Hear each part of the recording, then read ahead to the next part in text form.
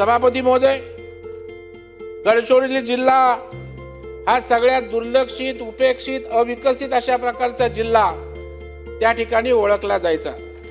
परंतु राज्याच्या मुख्यमंत्र्यांनी स्वतः राज्याचे मुख्यमंत्री असूनही या जिल्ह्याचं पालकत्व घेतलंय। पालकमंत्री म्हणून या जिल्ह्याला सर्वार्थानं विकसित कसं करता येईल हा त्यांचा प्रयत्न राहिला आहे।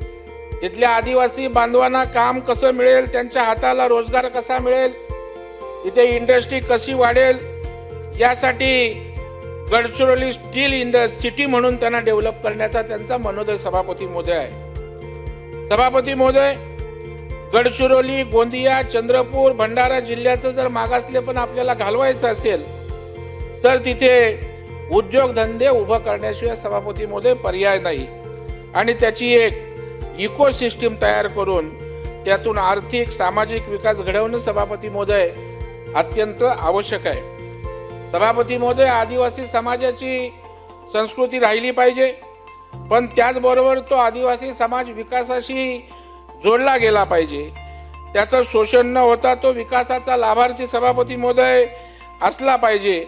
अशा प्रकारची त्या ठिकाणी सरकारची सभापती महोदय भूमिका ही निश्चितच गौरवास्पद अशा प्रकारची आहे आणि लवकरच गडचिरोली सिटी एक स्टील सिटी म्हणून नावारूपाला येऊ पाहते।